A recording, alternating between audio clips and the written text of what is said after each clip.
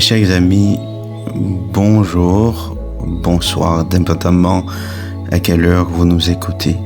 Bienvenue sur la chaîne Dieu dans ma vie.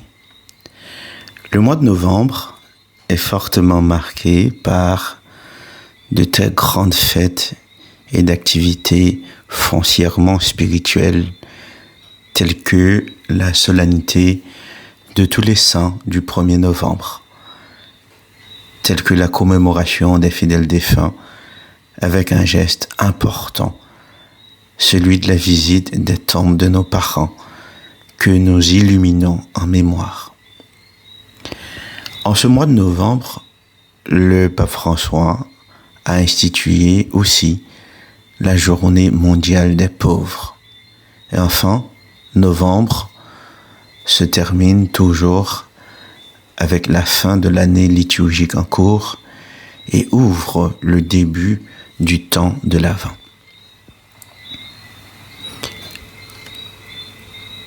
Tous ces moments et ces activités autour de notre vie chrétienne nous poussent vers un chemin de vie plus intérieur.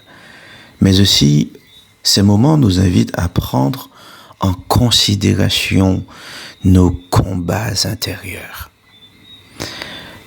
Dans sa nouvelle rubrique « Méditation et prière », Dieu dans ma vie, votre chaîne de spiritualité, vous convie à méditer et à prier sur le silence de Dieu.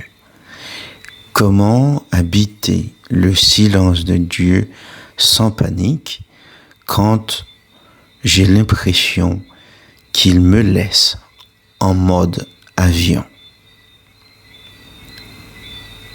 Tu as peut-être déjà connu ce moment désagréable où tu envoies un message à un ami et tu vois juste mentionner sur ton téléphone non distribué. En effet, parfois, tu peux avoir aussi l'impression que Dieu fait pareil avec toi. Malgré ta prière, silence total, l'impression qu'il te laisse tomber complètement. Dernièrement, un enfant du caté m'a dit ceci: Père Jo, je ne sens plus rien à la prière. Je ne sens pas la présence de Jésus dans ma prière.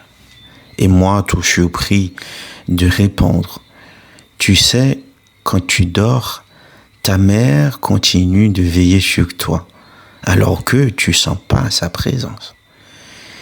Eh bien, très souvent, Dieu fait pareil avec nous, même si on ne sent pas sa présence. Mes chers amis de Dieu dans ma vie, le silence de Dieu n'est jamais un abandon. Au contraire, c'est souvent le moment où il coupe le bruit autour pour que tu entendes ce qui se passe dedans, dans ton cœur. Dans l'Évangile, Jésus promet qu'il est toujours là et qu'il sera toujours là. Pas uniquement quand tu sens quelque chose. Je suis avec vous tous les jours, dit Jésus, jusqu'à la fin du monde. L'Évangile de Saint Matthieu, chapitre 28, le verset 20. Pour terminer ce court temps de méditation et de prière, je vous invite à prendre quelques secondes de silence et de prière. Et nous allons prier ensemble, en gardant le cœur ouvert et les yeux fermés. Seigneur, même si je ne te sens pas dans ma prière, même quand je sens que tu me laisses en mode avion, apprends-moi, Seigneur, à te faire confiance. Reste près de moi, dans le silence de ma vie, dans le silence de mon cœur. Amen.